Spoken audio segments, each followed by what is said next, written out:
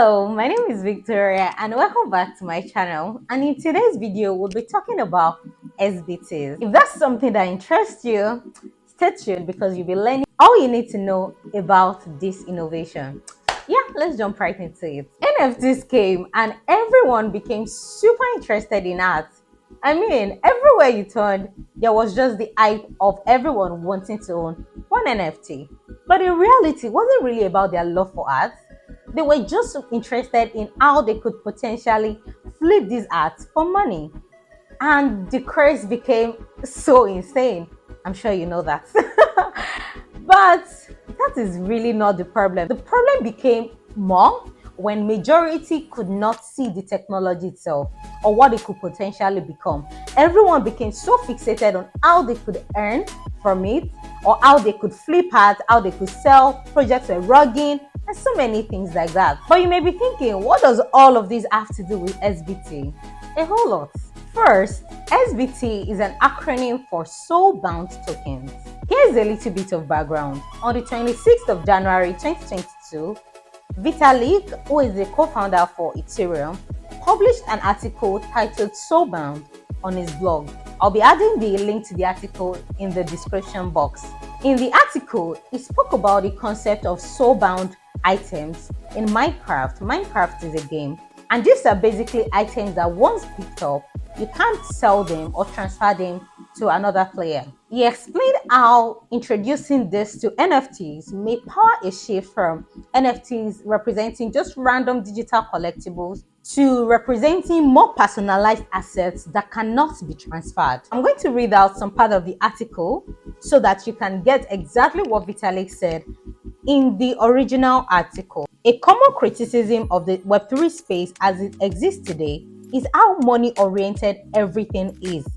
People celebrate the ownership and outright waste of large amounts of wealth, and this limits the appeal and the long-term sustainability of the culture that emerges around this item. There are, of course, important benefits that even financialized NFTs can provide, such as funding artists and charities that would otherwise go unrecognized. However, there are limits to that approach and a lot of underexplored opportunities in trying to go beyond financialization. Making more items in the crypto space soul-bound can be one path towards an alternative, where NFTs can represent much more of who you are and not just what you can afford.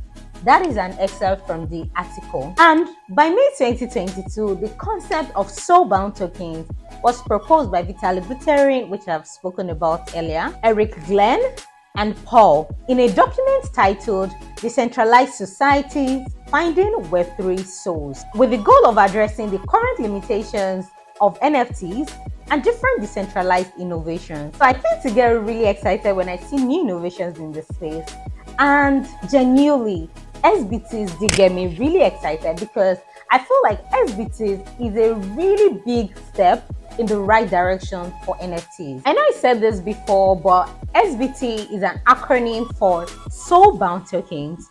And just like NFTs, they are a digital representation of ownership, but this time around, they are not transferable. That means you cannot buy them, you cannot sell them unless you're selling the whole wallet together. And they're not designed to have any market value. The real reason why SBTs cannot be transferred to another person is because they are designed to represent a person's unique identity and achievement. So if you can't have my BSc degree, or you can't have my work history, you can't have my achievement as a person, because you are not me, you also can't have the SBT because they represent each of these things. This way, they can be used to verify a person's educational credentials, their personal accomplishment, maybe completing a course, the membership of a community, and so much more. One of the key things I think you have to know is that wallets holding soul-bound tokens are referred to as souls. A soul basically stores and manages soul-bound tokens. For example, you can have a soul holding your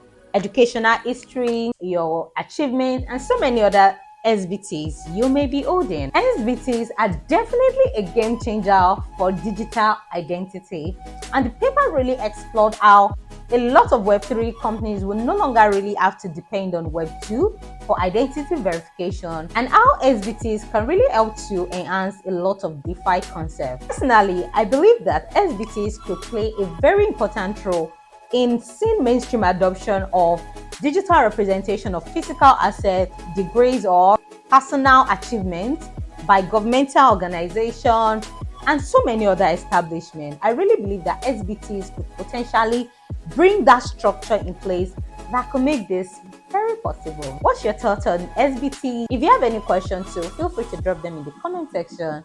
And yeah, I think we've come to the end of the video, and thank you so much for learning with me again today. Kindly subscribe to my channel, and I'll see you in the next video. Bye.